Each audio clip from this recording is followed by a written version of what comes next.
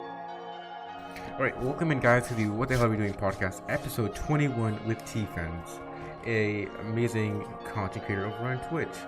They do lots of IRL stuff, and they're very interesting in what they do on Twitch. Welcome in T. How are you doing? I'm doing Awesome. We can't see you. all right. You ready for me to come on video? Yes. All right. Let's go. Yeah, I do. Hi. How's it going, guys? Pretty good. How's your day? And tell the viewers what they can expect to see on Twitch. And on our Tea House stream. Yes. Yeah. So, we have had a Tea House stream on Twitch for the last 3 years, and it started out with me just really wanting to share my love of tea and my own personal tea time with people online, and expose people to Gong Fu, which is preparing tea with skill. And it started quite small with mainly just my Rocket League community coming to support me back in the beginning days. And yeah, and it kind of just kept growing. And the just chatting category in Twitch opened up at some point. It used to be IRL was the name of the category that I streamed under.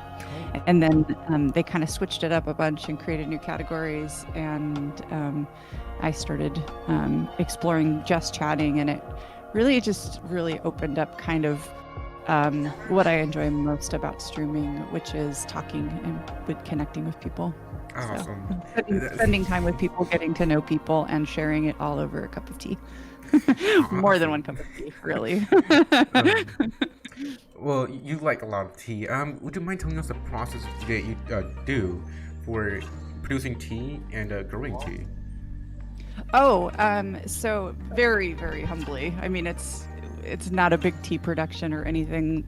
My partner many years ago planted 2 tea plants in our old house where we lived, and they became quite mature.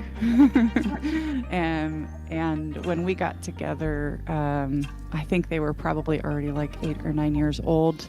And yeah, it was kind of like, I kind of feel like the tea plants were kind of waiting for me to come into his life and for us to be together and for him to share a lot of his wonderful gardening skills and experience with me.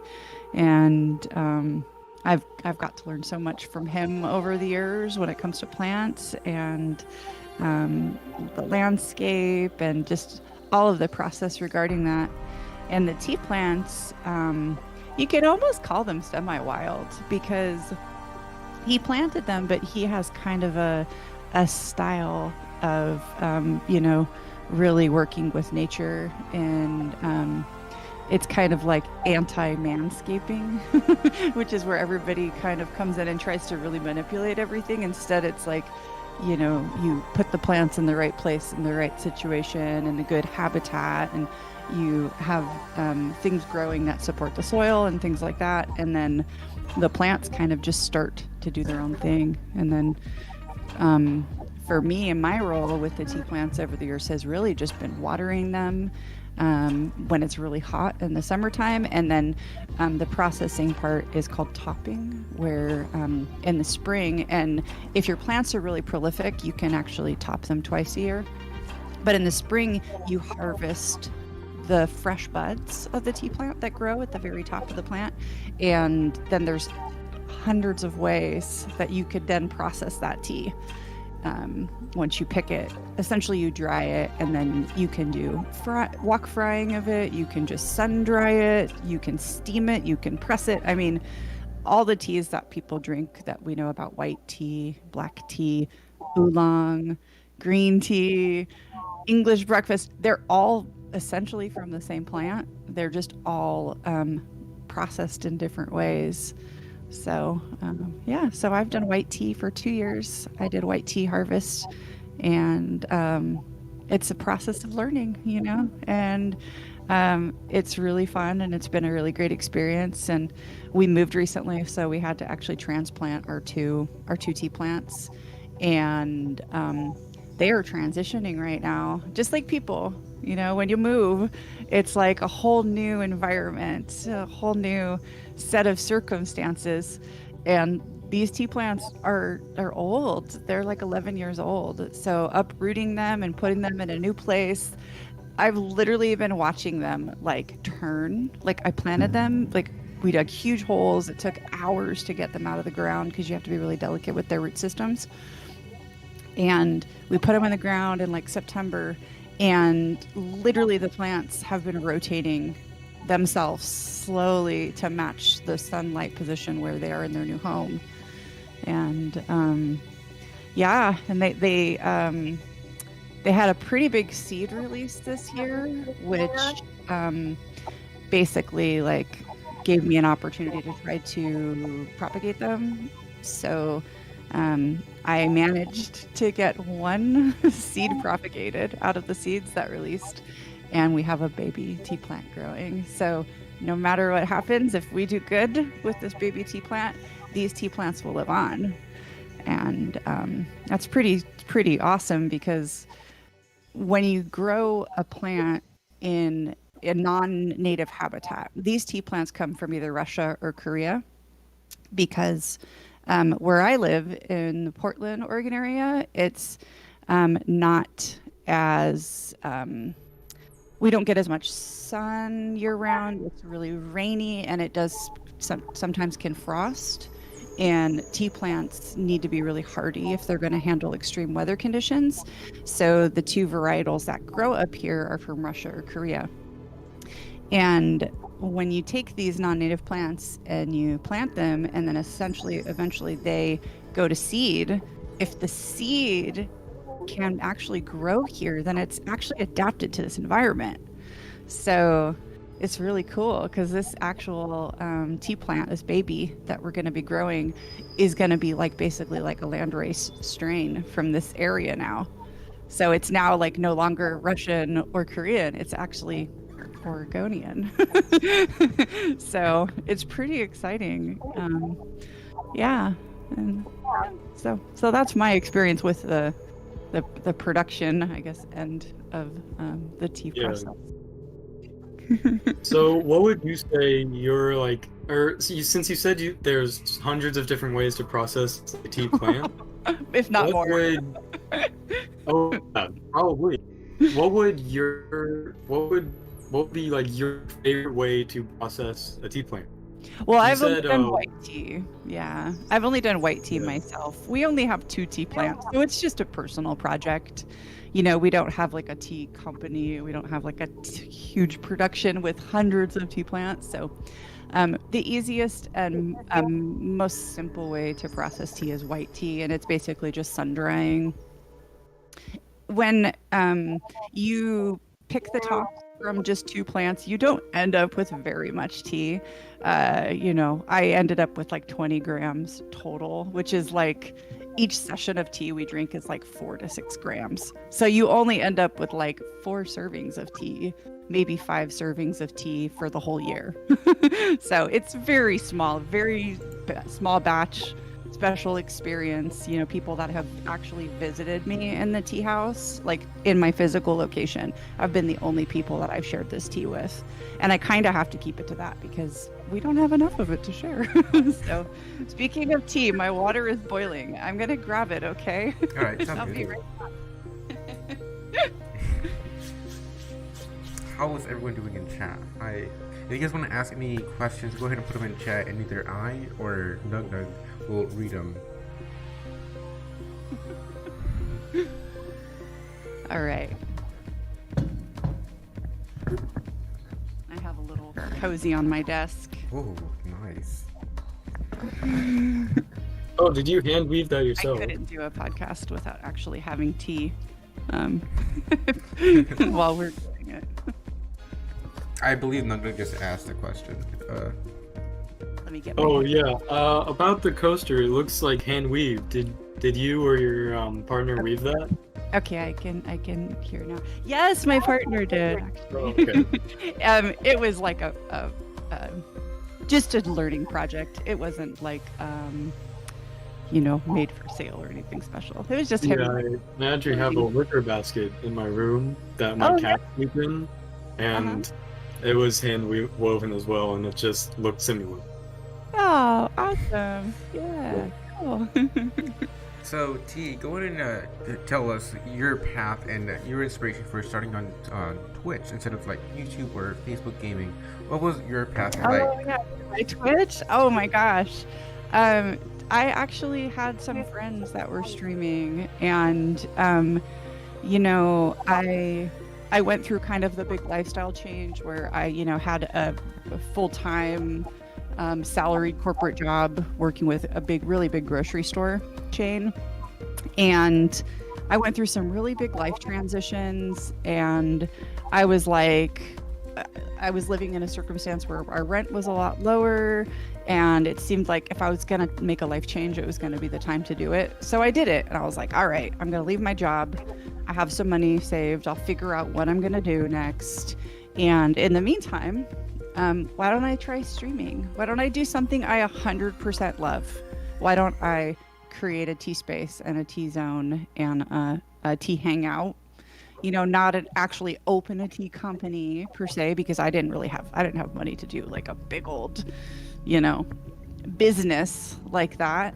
And I don't know how I would do that anyway, because I'm still learning money in life. I don't think I'm much of a business owner like that at this point. So okay, so I'm thought, very native. I'm very native Twitch in general. I mean, I'm friends with Nerdy. That's how I got into this whole thing. Oh, nice. Yeah, I've never had a Twitch channel. I've very rarely used Twitch. How would you, if you had any tips to give, how would you, or what tips would you give to someone getting into Twitch, or just starting a channel? Oh, do what you love. That's it. I mean, do what you love and the rest will follow. I mean, I definitely recommend that people do it as a side thing and don't go into it expecting to make all of your income and to have it support your livelihood 100%.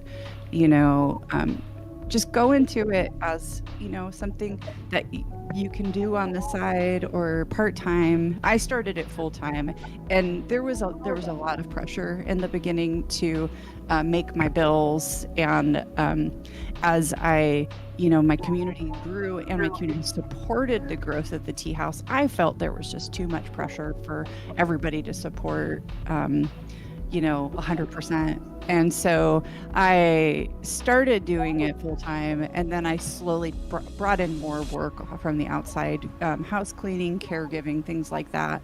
And that way I was able to do it as something I loved consistently, and get a reasonable amount of support from my community via subs and donations and cheers and things like that, without feeling like I was putting too much pressure on the community to support the stream. So I feel like it's come to a pretty good balance where, I'm still 4 days a week. I'm still doing it the hours that work for me, which is what it's always been, which is early evening PST hours, and doing my part when people want different hours to accommodate. Like if somebody says, I want to stream earlier this week, I'll do that. I'll make it happen somehow. So, but yeah, do what you love. Don't have expectations, which is a great motto for life, honestly. Don't go in with expectations. Just be open-hearted, to be open and see where it takes you and where it leads. Yeah. And for me, the motivation was also community, because I love connecting with people, learning from people, and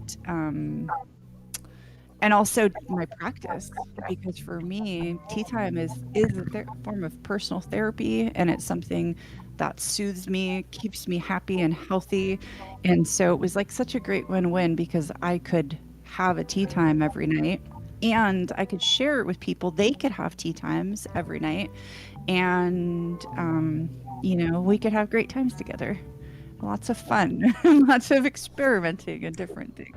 Yeah, Oh. your streams are very fun and very welcoming to many newcomers who might want to see different things over on Twitch. And speaking of your Twitch, what's the one thing you wish you've known before you started out Twitch streaming? What's the one thing What's the one thing you wish you had known before you started Twitch streaming?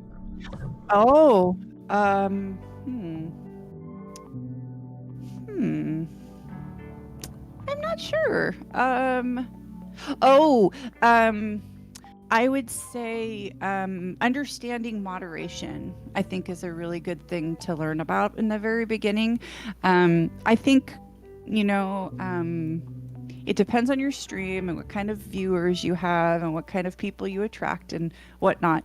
But in the very beginning, I didn't really know how to deal with trolls and how to moderate and what you're supposed to do and how to interact with people. I mean, I'm still learning 3 years later. I'm still trying to figure it out. But I can say honestly, like, one of the best things that I've found is, just trying to kind of either play along with the trolls and troll them back or just ignore them completely, has been an interesting thing. And then also expectations around who moderates and what they do. Like, I have a really nice balance now where the people who are mods can help out when they want to. There's no expectations. I appreciate them. And they all get along, and that's important too. There are some people who can be kind of overly zealous in moderating, so you kind of have to learn about that, and I had to learn about that. So yeah. Awesome. So And appreciating everybody too. That's something I think is important yes. to learn in the beginning. Appreciating your moderators and the people who are part in doing things for them. So yeah. That's very unique for a streamer to have that balance between being in control of the content and moderating their own chat with the. That's very engaging. Yeah, I think also my stream is not like, it's a very interactive stream. It's not like hundreds of people and I don't talk to chat. It's a different type of format. There are 2,000 people in the tea house, and a lot of people are active and come through, different people all the time. I really personally know a lot of people and connected with a lot of people, but it's never like hundreds of people at one time and I don't talk to chat. So which is very much a format that is the way Twitch is kind of set up a lot of the times. Is it's not as chat interactive, it's more viewer interactive. So but I'm okay with that. I've really liked that, and the stream and tea house continues to grow with that format. So yeah. Oh, that's awesome. So like you told us before, you're vegan. Tell us about your vegan path. Oh, vegetarian. I'm vegetarian. Tell us about your vegetarian path and what that means to you, and the goods and pros and cons about being vegetarian. Gosh, it started when I was very young. I didn't like eating meat, is really what it comes down to. There's, personal or, emotional reasons for me to not eat meat. But really, before I even had those thoughts, I just really didn't like eating it. So that kind of set me up. When I was a teenager, I was already kind of heading in that direction, and I found I didn't like it unless it was processed or hidden in a certain way. And I have, I really think that based on kind of my life philosophies, everybody's here doing different things. I don't think that everybody should eat a certain diet. I don't think everyone should do a certain thing. I was vegan very strictly for a long time, for 8 or 9 years. And it actually was a lot harder on me emotionally than being vegetarian, because I can actually eat cookies with people and things like that, and share moments with them. But I could do that as a vegan too, but it was a lot harder. So for me, I kind of chose a middle path where I buy a lot of vegan products still, and then I eat vegetarian with people at times. So I kind of strike a little bit of a balance.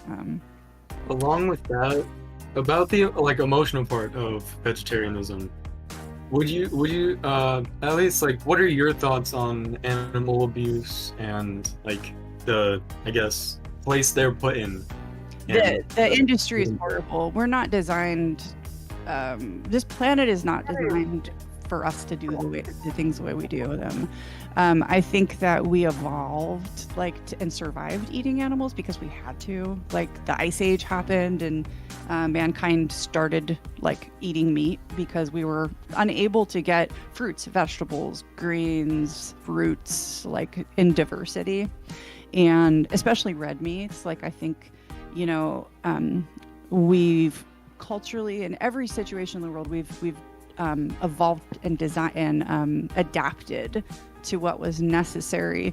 And a lot of cultural foods that people eat are because of where they live and what they had access to.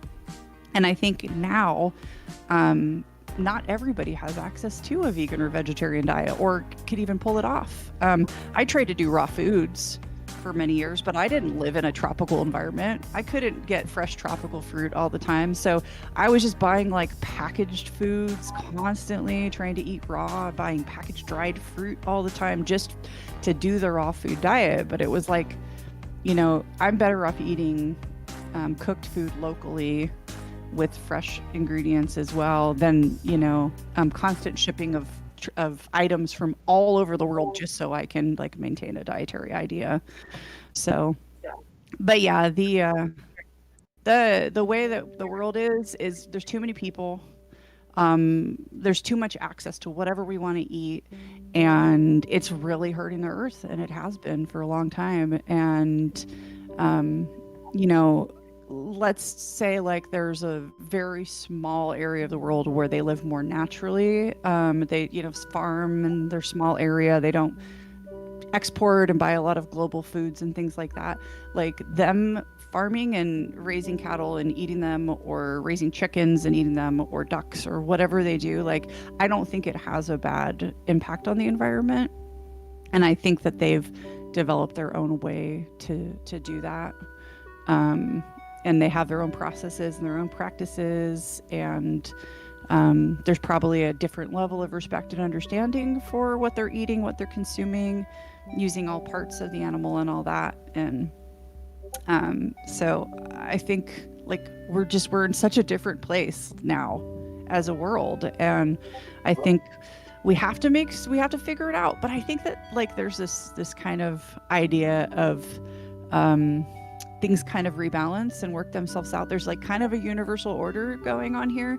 And I think that the people who want to become vegan and vegetarian will. I don't think like there ever has to be like a force, or, the people who want to do what they're doing will do this. The people want to do that will do that. And I think it will keep balancing out people who are called to not eat animals for emotional reasons, like they don't want to cause harm to any beings. I think that will keep happening as people become more exposed to the concept of animal abuse. And I think that like, I know people that even work in the meat industry, and they're like, they don't like it. They don't like anything about it. But part of them is also like, well, this is what we eat, and this is what makes us feel good and healthy. And it's like, it's up to the individual people to decide what they want to do, how everyone wants to handle their diet and the earth because they are very intertwined, whether we think they are or not. So yeah, but yeah. And in terms of consciousness and the consciousness of animals and people eating them, I've been around 41 years on this planet. I've been through a lot of different experiences. And one of the things that I can say is when you go through a traumatic circumstance and something bad happens to you, you go into a natural state of let go. Something happens where you're like, you like kind of fade out, and you're kind of held by the universe in that time period. Like I've been in near-death situations, I've fallen off of buildings, I've been in car accidents, and there's this thing that happens where as the bad moment is occurring, your consciousness gets protected and shifts into something different. And I do think that happens for plants. Even when you cut a branch off a plant, they've even like studied it with electrodes and things. They found that like the vibration and pulse rate and whatnot changes. And so I think that with animals as well, when people are, doing what they do to them to harvest them and whatnot, I think that as that process is happening, they go into a different state of consciousness. And that shift in consciousness can lead to a state of being held by the universe and let go, just like with us. So, I don't think I think that the problem too is like, let's imagine you have like grass-fed cow, for example, right? It's like most of its life is out in a field and whatnot. It's not like it's constantly being tortured, right? And then when it's being killed, there's probably that really intense circumstance, and then it goes into that what I believe is a state of being kind of held by the universe, and then it leaves this plane, right? Now that is different than a cow that is constantly stuck in a pen and is constantly not fed well, not treated well, cramped.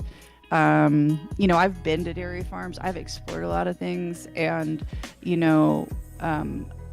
they're force-fed food, just sweet stuff, almost like molasses-covered grains, just so they just sit and eat all day, and they don't get to move around. They don't get to do things. That's not right. We have a lot of things that we got to work out, like. So, and one would say, well, do we need to eat milk at all? Do we need to eat dairy at all? Do we need to eat meat at all? Do we need to eat eggs at all? No, I don't think we do, but I think we can. And if we are going to, then we got to figure out the best ways to do it. So, and there's so much culture around food too. Like, it's like, there was this really good quote once, which is, would I rather eat vegetables alone or pizza with friends? And it's something to really think about. Like, you could be a champion for a lifestyle and a diet, but then you could be really miserable and your heart hurting all the time. I don't know if that's helping anything. So, yeah. It's a lot to think about, and a lot of it's personal. Everybody's just got to figure out what they want to do and how they want to do it, and come to their own terms with what they feel about it. Because no one else is going to do it but us individually. So. And like you said, you were vegan back then. Now you're a vegetarian. Would you mind telling us some dishes you prepared under those? Oh, when I was vegan? Yeah. Oh, I mean, I still make vegan dishes. I love Indian food. I love Thai food. Anything with tofu, lots of curry, lots of vegetables. I love sauces. I love making hummus. Yeah, stuff like that. A lot of good stuff. Lots of flavorful, delicious food with fresh vegetables. I made breakfast this morning. I made a vegetarian breakfast. I made oyster mushrooms, eggs, and roasted potatoes is what we had for breakfast today. And it was really good. And we got our eggs from the farmer's market, which I love to do. My partner actually raised chickens for quite some time, so he kind of taught me about getting farmer's market eggs and getting good eggs and what you look for. So yeah. And Yeah. So along with the like at least like favorite dishes, like how would you prepare some of those dishes like personally? Oh, gosh, like a curry or something, like that kind of thing. You always start with sautéing some onions, some garlic, some peppers, maybe spices, some type of oil base. So you can do coconut oil or olive oil or sesame seed oil, depending on the food you're making.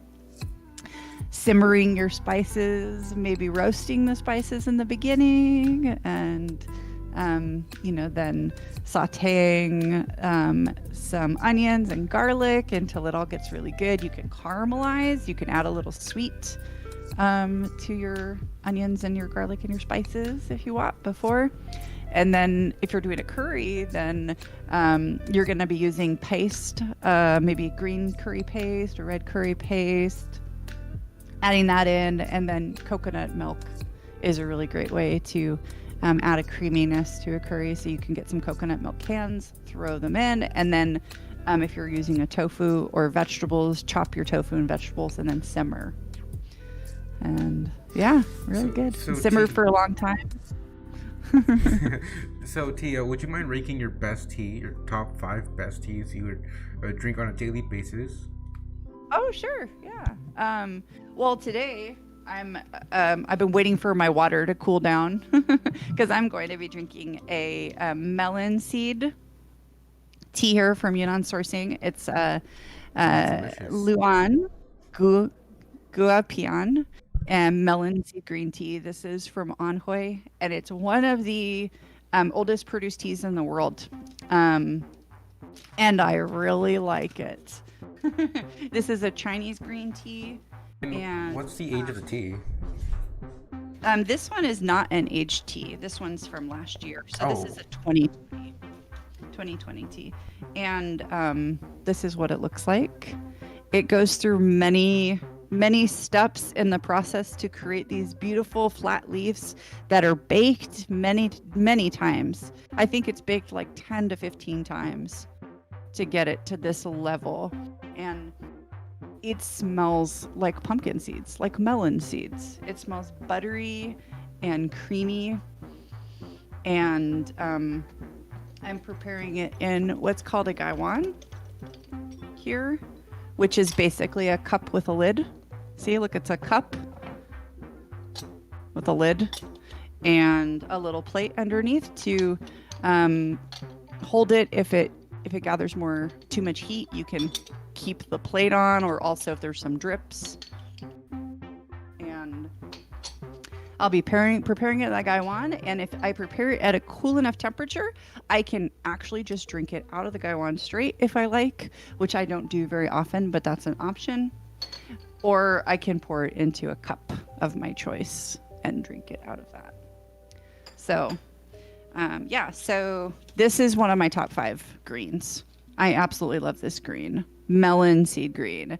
And it's not anything exotic. It's very comforting. It's a very comforting green. And that's from Yunnan Sourcing. So that's one of my top 5. And in terms of greens, I love this one. I could drink this one a lot. It's got a lot of umami, which is kind of a savory, buttery quality to it, which is a really nice thing in a Chinese green. So yeah, that would be one of my top 5. Pu'er, which comes from Yunnan, South China. Pu'er teas are amazing, super diverse, and there are 2 kinds, ripe and raw, or shou and sheng, and they're so different and they're so unique and they all taste different and they're all produced slightly differently by different tea factories, and they're aged, and so every single one tastes completely differently. And Pu'er's main draw for me is the feel. It's not just about the taste of the tea or the aroma of the tea. It's like it feels a very certain way when you drink it, and it's not unlike an uplifting, perfect glass of wine or something, I guess you could say, for people that like to have a glass of wine in the evening. It's like relaxing but uplifting, and some of them are just uplifting and not relaxing, so it's all over the place, but it has a feel to it and it feels really good. And I've been drinking it for almost 10 years, almost daily. and I think it's like, I just love it. So Pu'er as a category, shou and sheng. So that would be like top 3 so far, the green, the shou, and the sheng. And then I guess next we'd have to throw in oolong, of course. And oolong is just processed way more than pu'er. Pu'er is like it goes through some fermentation practices and processes and then it's left alone. But with oolong, there's ball rolling, hand twisting, pan frying, charcoal roasting. I mean, oolong goes everywhere, and it's all about the people that are producing it putting their personal touch into oolong. So oolong is really special, very unique, and every oolong is different, and it tells such a complex story when you're drinking it. So oolongs are really great. And then I guess we're going to end on black tea, which is in Chinese is called Hong Cha. And I love black teas, and I especially love black teas that are very sweet and aromatic. I like Taiwanese black is probably my favorite right now. I like Taiwanese black. I have a really beautiful Taiwanese black that I am so excited about. I got from JT in Eugene, a local tea provider here in Oregon. Actually, Yunnan Sourcing is also based in Oregon as well. So I guess I'm really fond of Oregon tea providers, local tea providers, state tea providers. So, but yeah, Taiwanese black is really good. Chinese blacks are really great too. Feng Kun or Dian Hong teas, really sweet,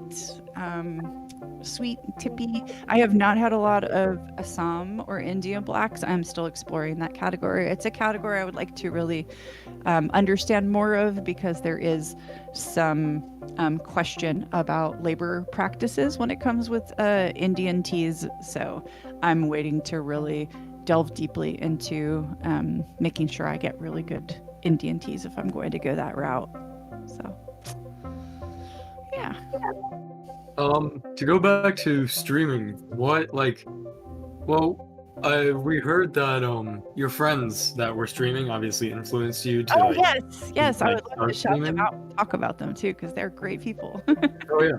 But like, what encourages you to like continue streaming and continue trying to like grow your fan base? Oh,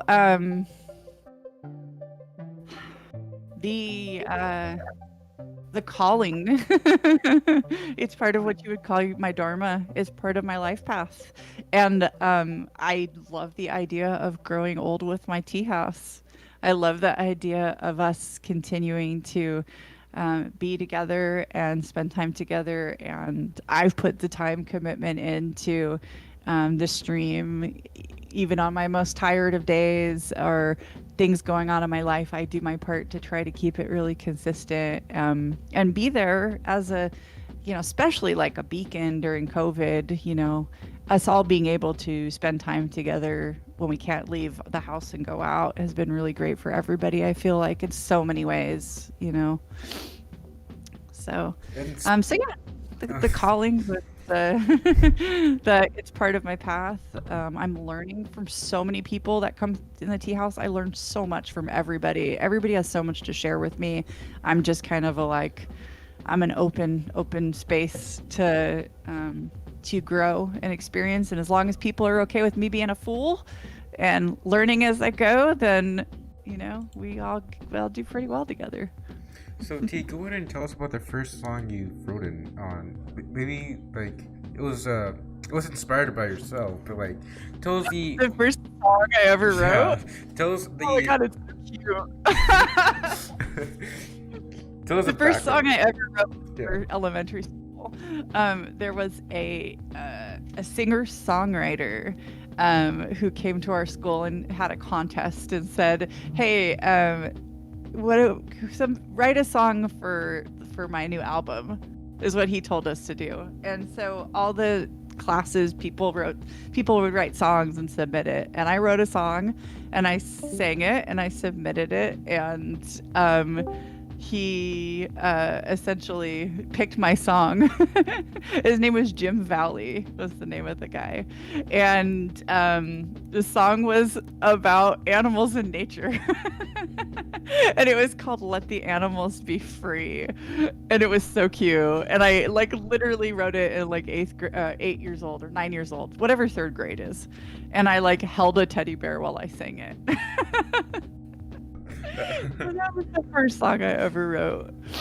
Awesome. And then after that, I started writing songs that were all like cheesy radio love songs, because that's like what you hear on the radio as a kid. So I wrote tons of cheesy longing for love, relationship, la la la songs. Because even as a little girl, you like want to have a boyfriend. You're like, oh, someday I'll fall in love and be happy. So how did you get into music producing? Oh, my sister had a keyboard when I was in kindergarten, and my dad bought her a keyboard, and I don't know, she wasn't very into it for whatever reason. She was into lots of other things, and it was just a cheap little Casio keyboard, and he bought it for her for Christmas. And I don't know, I have to ask her, like, did I take it from her and just play it all the time? Did she give it to me? Did she just tolerate me playing it? I don't really know the story, but I know that I started playing it and it became like the thing to do, and I loved it. And so I was telling Shu this the other night, I literally in kindergarten taught myself how to play a bunch of songs. I would hear songs on the radio, and I would sit there for hours and listen and find the key and try to figure out how to play it. And that's called Suzuki, is the name of that style of music playing. And I still do that. Like, I'll hear something, I'll get inspired, and I'll be like, can I play it? And I'm not saying I'm going to play, like, if it's a composition, like, by somebody huge, I'm not going to be able to play the left and the right hand perfectly, but I can figure out the basis of it and play it enough to make me happy, and that's what I do. So. And do you mind playing a song for us? Are we going to do a song? Yeah. Can I have some tea first? Is that Sure, okay? that's okay. Let's have a pot of tea, and then that sounds great. I will, what can I play? I guess I can play our Warm Tea House song. We have a song. I have a song that we made up for our tea house, so I can play that. That's fantastic. How long did it take you to make the song? The Warm Tea House song took about a week and a half in its beginning process and kind of building, and then it's still a work in progress. It's not completely done yet. So yeah. But, looks like we're losing. There we go. He's having some internet issues. So, if you don't mind me asking, you asked me quite a bit about vegetarian vegan. Are either of you guys doing that? Or either of you guys interested in that? I'm curious why. I am very interested. I am planning to become vegetarian. Oh, good for you. That's great. Yeah, if that's part of your path, then more power to you. Cool. Yeah, we live in the Western world. It's convenient. It's accessible. It's not hard. There's so many great alternatives. Every day, there's more and more dairy alternatives that are even better. So it's like, as soon as everybody figures out how to make the vegetarian alternatives and vegan alternatives, like just like regular, then, gosh, it's a no-brainer, Like, you can totally do it. The Impossible Meat is really good if you haven't had it yet.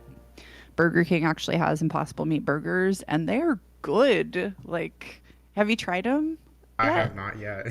No, I don't know if you do fast food, but if you're traveling and you're in a hurry and you need something vegetarian to eat, the Impossible Burger is actually really good. Like, you were just speaking of dairy. Yeah, you were just speaking of dairy. Just wondering, what kind of dairy milk do you use? There's many options out there.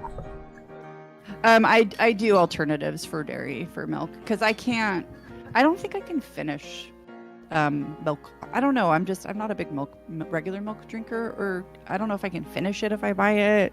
Like, I'll have things with milk in it, but I don't usually drink it or have it in my cereal. So yeah, I just use alternatives. There's a lot of them. They're all honestly pretty good in different ways. Soy milk is good for protein. You get a lot of protein from soy milk, more than some of the other milk alternatives. Oat milk is good, but it goes bad kind of fast. So that's something I've kind of struggled with.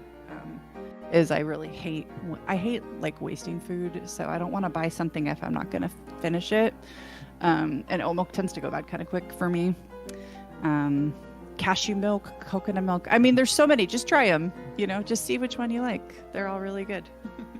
Awesome. And okay, so I'm sorry, but I'm having personal internet problems. Oh, I okay, had to no restart good. my computer. I'm on my phone currently. I can hear and see you guys now, but I heard something about milk types, and my favorite type of milk has always been coconut milk. Oh Just yeah. because I've liked it much more creamy than most, and I don't know, coconut milk just feels really nice to drink. Yeah, it's got a nice yeah. sweetness to it also, which is regular milk has sweetness in it. So it's kind of nice that it includes some of that. Yeah. Sweet profile as well. This tea that I'm drinking here, so I warmed my Gaiwan, and I've got my tea in here, and part of the thing that's most fun about drinking tea is warming the teaware, placing the tea in, leaving it, and then smelling it. And it's like you don't want to miss this part of the tea session because it's really amazing. So how would you warm the how would you say it? Gaiwan? Gaiwan, yeah, you warm it Okay. by adding hot water to it, leaving it in for 30 seconds, and then pouring it out, and it gets very hot. Then you place the dry tea in and close the lid. So you essentially are just dry warming it. And then you could give it a little shake and then lift the lid and then waft it to smell it. Mhm. And it's it's almost like a 5-course meal because Oh, it wow. includes savory, sweets, creamy, buttery, fruity. It includes so many smells. It's so fulfilling. So, yeah. And then here's what the tea looks like while it's sitting in here. Yeah, it almost looks like green beans. Yeah, it does. Yeah, the tea leaves are so big and smooth and kind of rounded when they just are dried without as they're starting to dry, and then they can be shaped so differently. And these were shaped through baking to create this flat look, not unlike a very famous Chinese tea called Longjing, or dragon well tea, is also processed in a way with these kind of flat pan-fried leaves. Oh, okay. And with a green tea like this, you actually want to wait till the water cools down a bit so you can pour your water in your cup to cool it down, and then you can pour it back in, and then you're not having a freshly boiled water that way. The water is like bathtub warm is a good way to put it for green tea. You want your water that's the perfect temperature for a good bath. That's a kinda good like green lukewarm. tea tip. Yeah, not luke, but perfectly warm. But not boiling. You don't want boiling water for green tea. So kind of like body temperature, warm? Yeah, 100 okay. degrees. 98 to 100 degrees is good, totally. But, and it's all about gong fu means skilled, basically. Gong fu cha, cha is tea. So preparing tea with skill. And the whole process of gong fu is about you just exploring what's going to make the tea taste the best. It's really great to buy a good amount of a tea, like a bag, like a 25-gram bag like this, for example, is a good sample size, where you have 6 or 7 opportunities to try it in different ways until you're like, oh yes, this is the right amount of water heat. This is how long my steep times will be. I've learned how to make this tea very good, and now I can share it with others, which is part of the joy of learning how to make tea, is to make good tea that others enjoy as well. Also, in the meantime, while you're setting up your tea, would you mind telling us about your chimenea? Oh, my chimenea, yeah. So we've done a lot of outdoor streams, and we have garden streams. And the last place we lived, I did a lot of outdoor streams, especially when I was full-time streaming.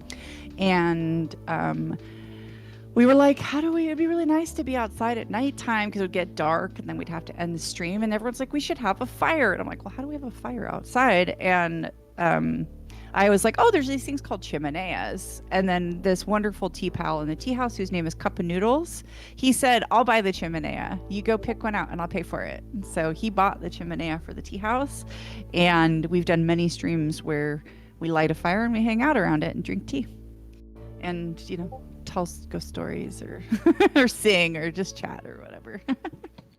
So we have a chimenea, and actually we're on fire warning this weekend in Portland, so I would have loved to use my chimenea this weekend.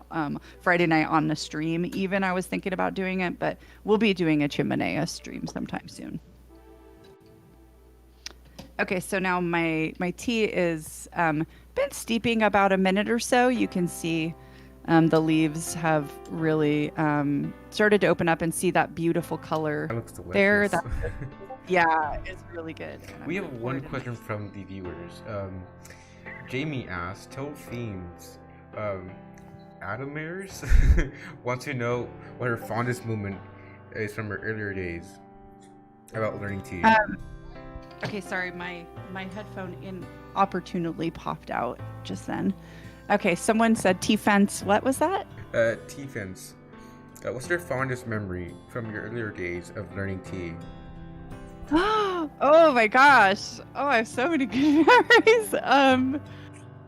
I mean, my first time making tea ever was at Hidden Peak Tea House with a group of people I worked with that I loved, all these amazing people I worked with in Santa Cruz. And we had a work outing where we went into the tea house together, and I learned how to make Gongfu tea the first time, and I got to make it for everybody, and we got to sit around, and I got to keep pouring tea, more and more tea. It didn't end, and we all just got to hang out and do that, and it was incredible. So that was what awoke my love for tea. And then fond memories of drinking tea. Oh my gosh, all the time at the beach, in the woods, hiking after a long hike, tea in the tea house with people. Oh my gosh, we've had tea sessions. We had like a stream where we drank this tea called Big Blessing, and there were 10 of us that drank it, and that was an amazing stream. Silverhood, we hung out, we drank tea in his Discord for his anniversary stream. That was really fun. Adam Maris did a really fun tea session in her Discord, and a bunch of us hung out and drank tea, and that was really fun. Dark tea, drinking tea in the dark in the morning. That sounds I used to do this all the time. Yeah, I used to do it all the time when I lived in the woods. I would wake up. Yeah. Wouldn't turn on the lights, get up half asleep, go turn on the kettle, slowly weigh out the tea, sit, light some incense, and just wait for the water to boil and wait for me to wake up and then the tea to greet me. That's my favorite. I don't really have a good situation for that because Shu and I wake up together now, so we'd have to have an agreement that I'm gonna get up and be moving around in the room. So, I haven't really done that as much as I used to. I used to do more dark tea, but it's really great. Super therapeutic. I can do it at night though, like after the stream, if I want to have a dark tea session, I can turn the lights off and have tea before I go to bed. Oh, So that's something I can do. that yeah. sounds very therapeutic. By the way, our next viewer question is what's your biggest musical influence and why? Also, how? Oh, that's a great question. Oh my gosh. Well, there is a gentleman that I have been listening to since I was 16. His name is Edward Caspell, and the band is called the Legendary Pink Dots. And the band was formed the year I was born. I listened to them when I was 16. I've been listening to them ever since then. I've seen them live 5 times. They continue to make music. And it's insane. It's the craziest music, and there's so much to it. There's so many different types of music that they make. It's like a world that you go into. And the Legendary Pink Dots has always been like that. Their music is a world that you can... It's like watching a movie when you listen to one of their albums. And some of it's a little dark, and some of it's a little heavy, and some of it's morose, and some of it's sad, some of it's uplifting, some of it's calming. It's all over the place, but it's definitely a mood. And it's a really nice one to go into. What would you say your favorite genre of music would be?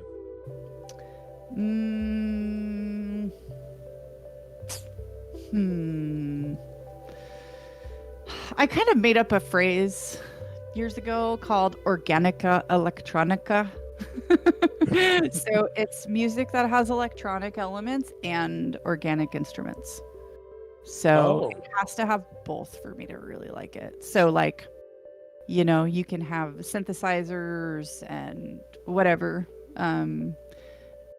you want, but then there's also like maybe nature sounds, maybe real piano, maybe flute, maybe singing, like a nice, like a blend, a holistic blend. Yeah. And that can be just like, you know, a little bit of synth, piano, and singing, and it's super relaxing and chill. Or it can be like super complex and like, you know, have a ton of drums and people singing and lots of different and very like fast paced. Yeah, it can be anywhere in that category, but I like a combo of organic and electronic mixed together. Awesome.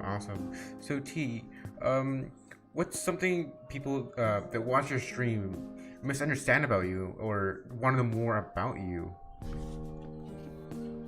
Well, I recently watched a really good podcast from Crimson Lotus Tea, and Crimson Lotus does a series called Between Two Teapots, which is really fun, and it's like an interview and hangout, kind of like what we're doing here. And in that, I heard Glenn from Crimson Lotus speaking about not being boxed in and put into a box, and it made me laugh because he's probably around the same age as me.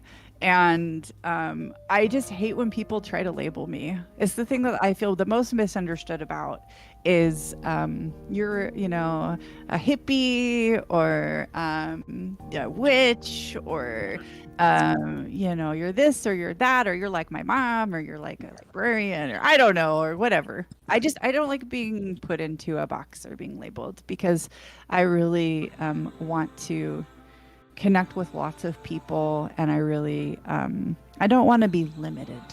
You know, I want to listen to punk rock. I want to you know, listen to rap. I want to make tea. I want to go hiking. I want to garden. I want to, you know, maybe watch gangster movies. Like I know I'm not. I don't want to be boxed in to any genre or category. Yeah, because when you're limited, you get less opportunities to actually like make a new memory. Yeah, absolutely. Yeah, you got to be open to whatever's happening. In fact, the Warm Tea House, the name of our tea house, Warm is an acronym, and it can mean a lot of different things, but one of the fun ways you can interpret it is we all really matter,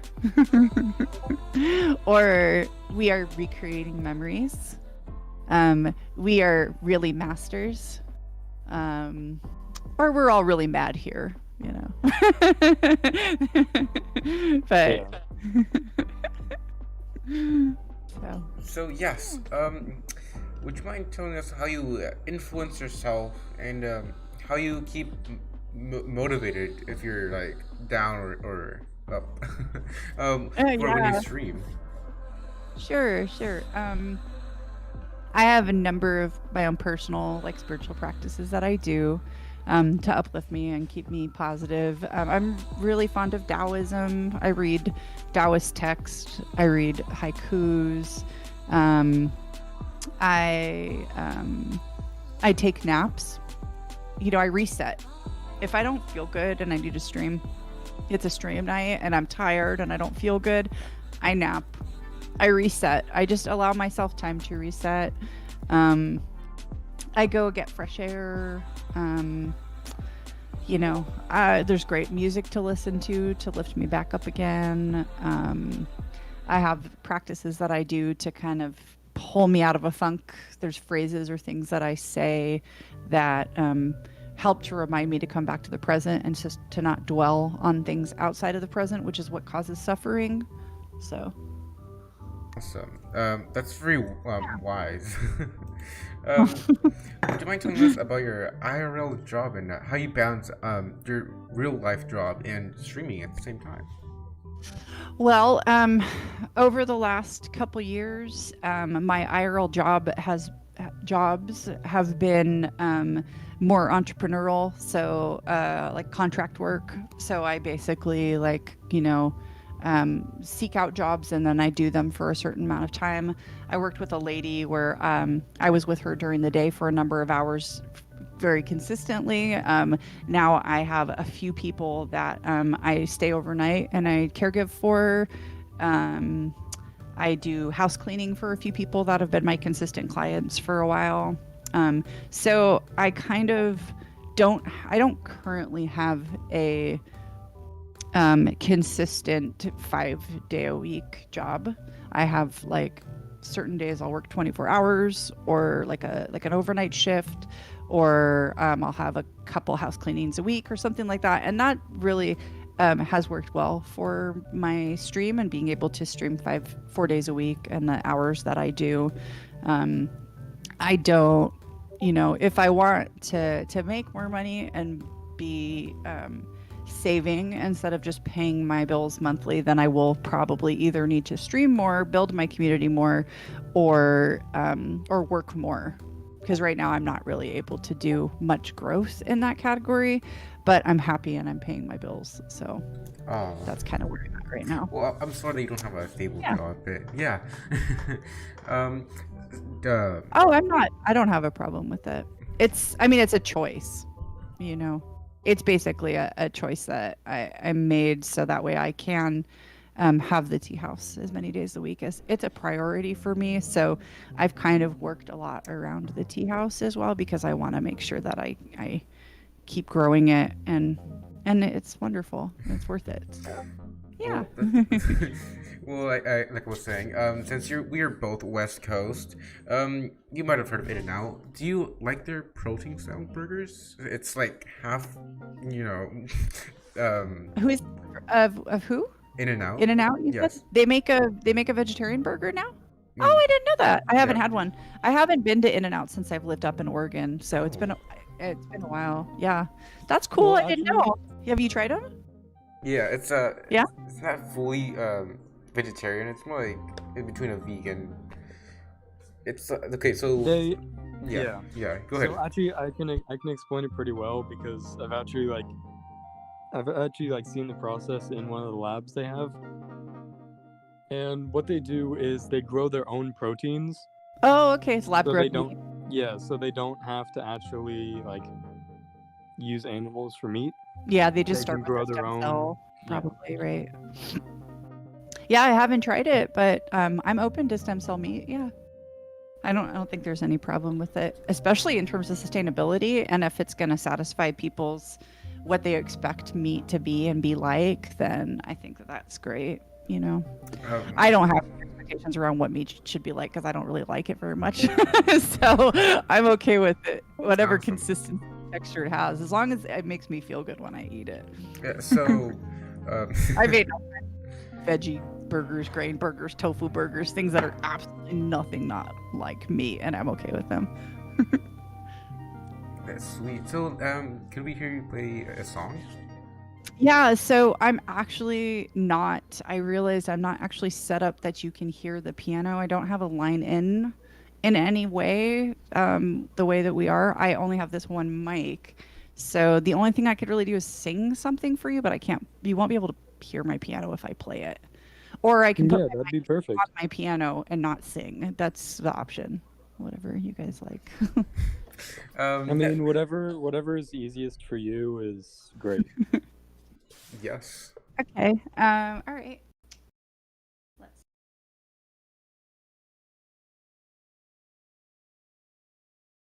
You might be able to hear the organ now. I don't think you'll be able to hear it very well. We'll just sing a song a cappella, which is just with microphone.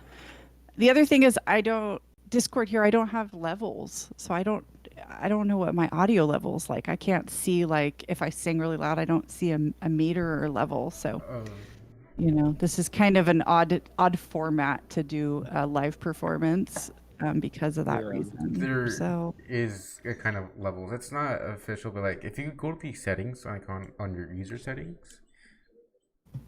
oh boy, maybe we don't want to do this.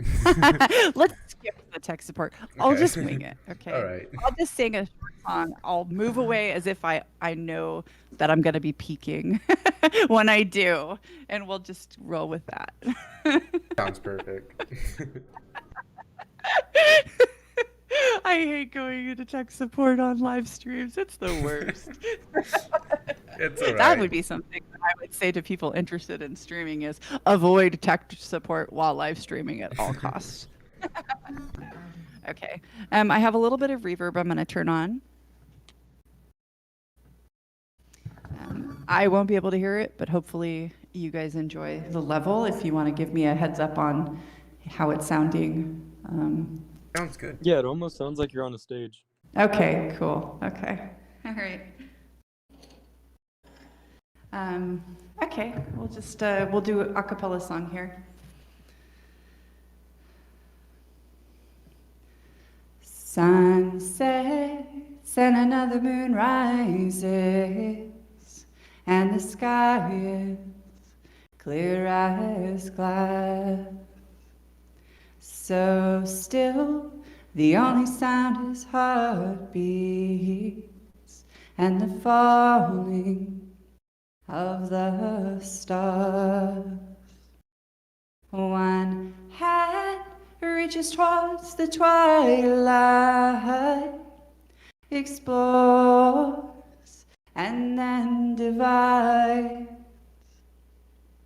Lifetimes and seconds pass by, all the souls slumber deep. And when they face the day, they brush the leaves away, and they find they have melted into everything. And when they start their flight, they just can't reason why, although it seems they now truly have everything. And when they see the lights, they open their eyes wide, and they find they now really know everything.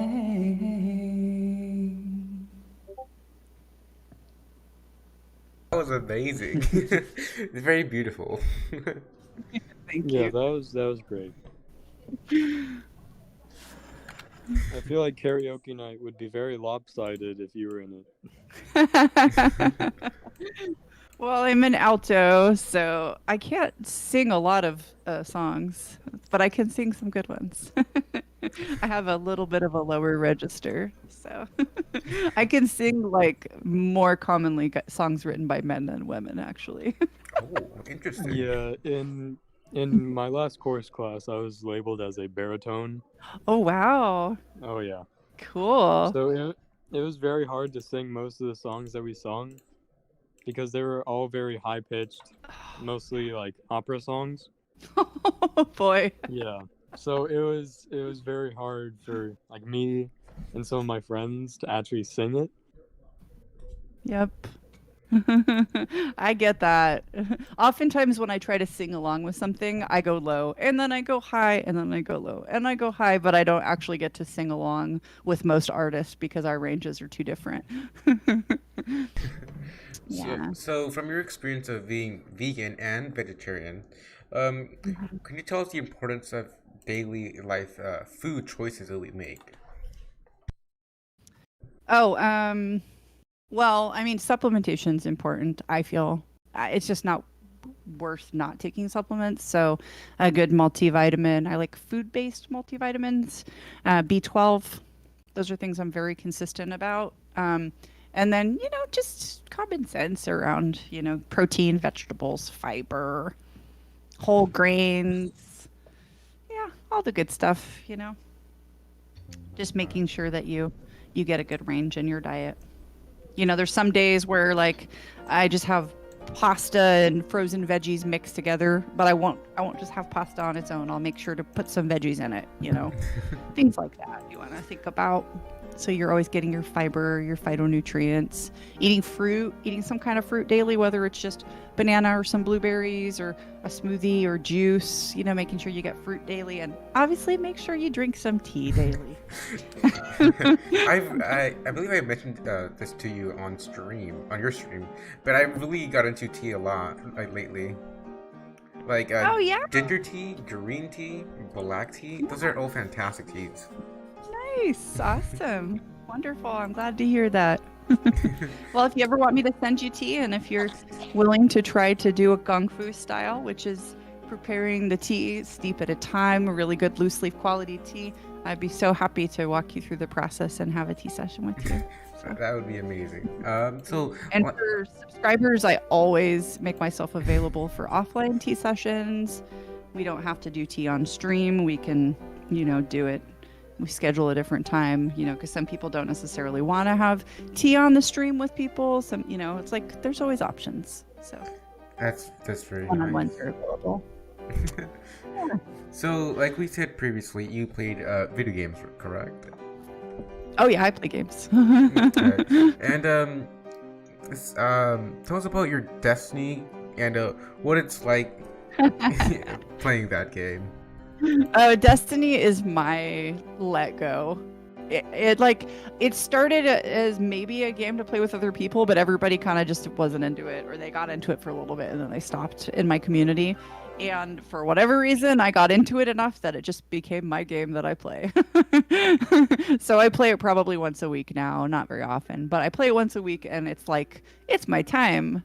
You know, I get into the music, I get into the lore and the strikes, and I played it last night for a few hours, and that was really great. It's like my me time, my me game time, basically, is what. Yeah, I kinda turned actually into for I me. actually play Destiny as well. Oh, you do? Nice. I played Destiny first on the Xbox 360, Oh, nice. and I switched to Destiny 2 a few months ago, playing it on the Xbox One. Uh-huh. And it was more of a kind of like, I mean, I obviously like fast-paced shooting games, but Destiny was more of a like slow-paced, go wherever you want kind of game. Yep. Personal adventures and quests at your own pace. Yeah. And there's a lot of different activities if you feel like doing some gambit, if you feel like doing some strikes, you know, it's like, yeah, you can really, there could be a grind, and you could try to keep up with other people that are playing if you're into the raid element, and that's something you can do. For me, it's like I just totally do it at my own pace and just get into it and play when I want to. And it's nice that I can do like a strike with anybody. You know, like you and I never even played together, but we could do a strike together, right? Yeah. So that's kind of cool. Or we could play Gambit together, or PvP, or Crucible, or whatever. So I mean, I'm specifically like a very grindy person. Like I'll spend like 4 hours on Destiny, mhm. like in one day, and then I'll like leave it for a while, and then as soon as I like find out there's like a new update or at least like new items, anything, because I remember when like 300 light was a huge accomplishment. And now people are up to 1400. It's pretty crazy. Yeah. I hit 1280 last night, which is like I don't know about 1400, but I hit Yeah. 1283 last night, and I was like, wow, I remember like, yeah, I like that they're always adding content. I like the characters. I kind of get attached to them. I kind of like them. I like the world. I like the music. You know, speaking of Suzukiing piano songs, last night after playing Destiny for a few hours, I was like, I wonder if I could figure out the melody, and I did. Da-na-na-na-na-na-na. Yeah. And I played it on the piano last night a little bit. Yeah, before I about the characters. Well, like specifically, my favorite character was Cade 6. Oh When he yeah. died, I was absolutely like heartbroken for a while. But like, what would you say your favorite character was from Destiny? I like Cade too. Yeah. Yeah, I like Cade quite a bit. It's true. I'm actually kind of liking Varix a little bit from Europa. Oh yeah. He's like the Elixni convert, I guess. He's basically like, no, the Elixni are separate from the Fallen. Yeah. And I like his clicks he makes. Oh yeah, those Eric. are the first time I heard those are very, very scary to me. Mm-hmm. Because usually when I hear those, I'm thinking like a thrall is coming out of nowhere. Oh my gosh, the cursed thrall. But yeah, no, I like Varix. He's weird. It's weird because Varix was basically the breakthrough where the Fallen and the Elixni were like, okay, we want to work with the Guardians. We want to work with Yeah. you guys. We don't want to war with you anymore. We want there's the Elixni that are actually like want to maintain our own space and our own resources, and then there's the Fallen that want to like take over. And Yeah. so I thought that was kind of cool. It was kind of like, wow, the dark side wants to work with the light side. And I kept like being all skeptical. I'm like, is this guy like, is he for Yeah, real? Is he gonna like end up like manipulating like us and he's actually gonna turn against us? But he hasn't so far. Yeah, not yet. But That's pretty interesting. and about the lore of Destiny, like what is your favorite at least like storyline of it? Because there's hundreds of different branching storylines about every single character. Yeah. race. Oh, I mean, I like Cade's storyline is pretty good. Like the Book of Cade, if you read the lore, the Book Yeah. of Cade is pretty fun. A man named Cade. Um, yeah, probably. I mean, Cade's story is pretty good.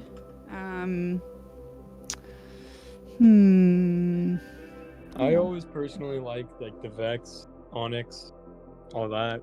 Oh, I mean, I just feel like the Hanging Gardens was like one of the coolest missions that I played in that game. Yeah. Yeah, all the Osiris stuff is pretty cool. It's definitely yeah. interesting, and then like I really loved the fact that like they actually brought LGBTQ into the game. Destiny. So the fact that Osiris is actually is gay and has a partner, and Saint, and the fact that there's like an open love affair between them, and just the fact that they like brought that element into what has been a like overly masculinized genre of gaming with guns and big gear, and so the fact that there's actually like a romance between two men in the game, I think is really cool.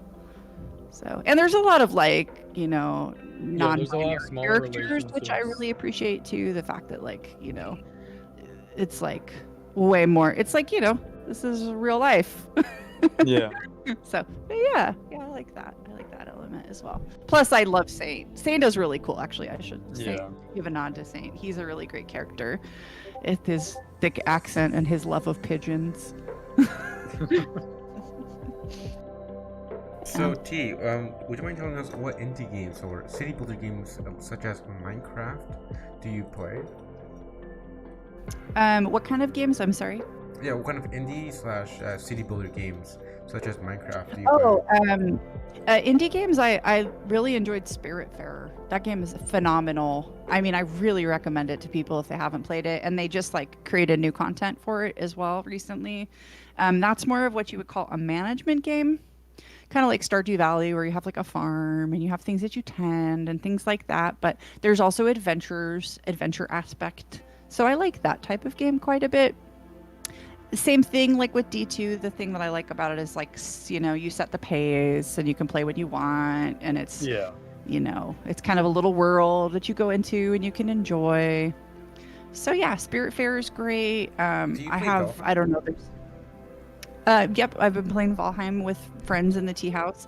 We've been playing it kind of more around the building aspect, and we've been doing the boss stuff very slowly. But it's fun to get together and do things and travel together and gather Yeah. together, and I've Yeah. played Valheim before, but I was a very solo player. So when I took on the bosses, or at least like built my own base, I had to be at least like, or well, very like minimum, much stronger than them, so I could Yeah. actually take them out and live through it. Yeah. It's definitely better. Just like with Destiny, with certain things, it's just too hard to do by yourself. Like you Yeah. can do it, but it's like, oh my gosh. Valheim is yeah, definitely better to get a group together to beat the bosses. It's definitely like a good thing to do. I mean, it like genres like city builders, management games, like specifically like old like civilization builders like EU4, Civ 6. I play a lot of those cool. Yeah. because I just like managing over a small area and expanding it. Yeah, it's really fun. Yeah, my partner was playing Civilization for a while, and I enjoyed watching him play that. Book of Travels is coming out very, very soon by Might and Delight. I'm very excited. I have a lot of high hopes for that game. I haven't heard that much of it. I think I did see one ad on I can't remember what gaming site it was. I think it was G2G6. Mm. It's a gaming site where there's a lot of free games as well as cool. discounts. Nice. And But yeah, it's supposed to come out soon, so. Yeah, there's ads on all the new games for Xbox, PC, PlayStation, and it's very helpful because you can just scroll through and it has a calendar. So you can pick whichever day you want and see which games are coming out. And it Nice. just makes like everything a lot easier. Cool. That sounds really fun. Yeah, it sounds like a way to consolidate all the different platforms too. Which is there's so many. Steam and Epic and Of Oh, yeah. course. So T, what's the biggest failure you have overcome, and what would you like teach yourself when you went through that? I'm sorry, the first part of what you said? What's the biggest failure you've been through, and how'd you get over it, and what'd you learn The from it? biggest failure. Oh, Correct. okay. Yeah, I'm leaving my job, leaving my big 14-year job, working with my company that I worked for, and I was terrified to do it, and I, really struggled with leaving it, and a lot of honestly PTSD from the stress of that management job, and and feeling like, oh, I'm leaving behind this high income job, and what is my family gonna think? All those kind of things that happen when you take a big leap like that. So yeah, that was definitely really huge for me, and just takes time. You get over things in time. Time is really the healer, and just being okay with where you are in your process. It's okay to be upset. It's okay to be sad. It's okay to have regrets. It's okay to have sorrow. Just allowing yourself time to heal. That's the best way to get over failure. And just also knowing that people change their jobs so much. Apparently, like, the average person has a job, like 10 jobs in their life, or 10 to 15 jobs in their life or something. It's like crazy. And I think, the idea that you could actually like have the same job until you retire is so rare these days. So I think just being like, oh yeah, okay, I might actually have career and job changes in my life, and just like I can branch out on my own. I'm not 100% dependent on this one group and company and job, and like, it's okay. I'm gonna be okay. I can find other work. I can do other things. I can meet new people. I've had so many great jobs since I left my job. I've worked with so many great people. I love caregiving. I really enjoy house cleaning. I love streaming. So it's, yeah. So, you try new things and you find better fits for you. And sometimes you got to take the risk. That's amazing. That's amazing. So what big achievements are you most proud of over on your Twitch or any other social media platform? Do you mind if we actually have this be our last question, because I'm actually on a time frame. We were gonna do just an hour, so we're already a little half an hour Of over. course. Yes. I have some plans. We're actually going to go out and look at some flowers. Oh, of And I need course. to do that. Yeah, Um, during the sunlight on my Sunday. yeah. But I'm okay with it. I just wanted to say, Yeah. oh boy, we're keep going. Yeah, just time flies when you're having fun. Yeah. Okay. All right. So what was the question again? What big achievements are you most proud of on your Twitch or any other social media platform? Oh, I mean, for me, achievement is just community. So I'm really proud of all the amazing people at our tea house, and them sharing their stories and their growth, and me being a part of their lives is the biggest honor. So yeah. Awesome. So now we're at the end. We normally do a motivational speech at the end, but we changed it up for you. What words of wisdom or encouragement would you give to people who are suffering with mental health, suicide, or any sort of autism? Oh, we all have our own paths, and part of why we're here is figuring out our own path, and part of that is accepting our uniqueness, honoring it, learning how to be ourselves regardless of other people and society and circumstances, and knowing that you're not alone, because there are people who also have come to that understanding that we're all unique and we're all doing different things, and they too will appreciate you and your uniqueness because they recognize and understand how important it is that we're all unique and special. So yeah, so don't give up. Don't, we're all in this together. We all breathe the same air. We're all made out of the same squishy stuff. And there's lots of great resources, but everybody's got their own path. Don't follow anybody else's path and what they're doing. Be inspired by people, but find your own way, your own truth, your own spirituality, your own connection with the universe, God, source, whatever works for you, yourself. It's all about your experience and being at peace and figuring out the best way to do that. So awesome. Thank you. of course, I might say drink tea too, because clearly this is my path. Let me show you this beautiful third pot. I always say third pot, best pot. This beautiful third pot of this green tea. That looks delicious. Yeah. So yeah, tea has obviously been a great path for me, and that's part of why I share it with others. But there are people that hang out that don't drink tea, and that's fine too, because like I said, it's all our own path. And if they just enjoy me drinking tea while we hang out, then that makes me happy. I'm appreciative that they're willing to allow me my enjoyment. Awesome. Thank you for being on the podcast. Yeah. Hope you have a wonderful day, and catch you later. Thank you, Nerdy, and thank you, Nug Nug. You guys are fun, and thanks for having me. No, thank and you. I wish you much success with your continued growth, and take care of yourself, both of you guys. You guys are probably both very busy all the time. Give yourself downtime. Have some tea. Get outside. Enjoy life. Thank you.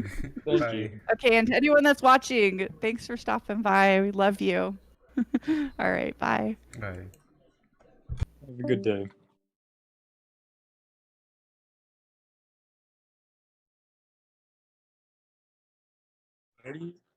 Where do you Papega?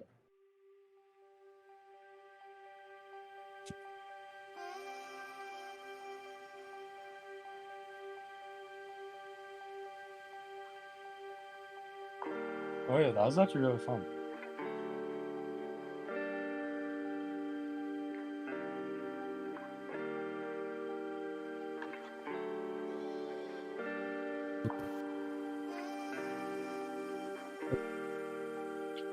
should be able to hear you now.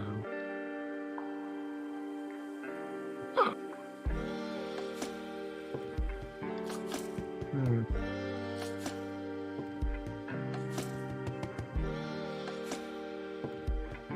Why is it lagging so much? Can you hear me?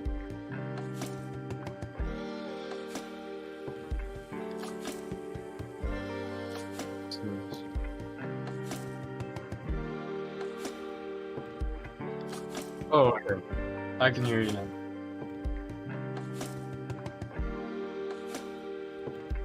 Okay. Yep. It's fine now. Yeah, okay. Yeah, my voice and audio was messed up.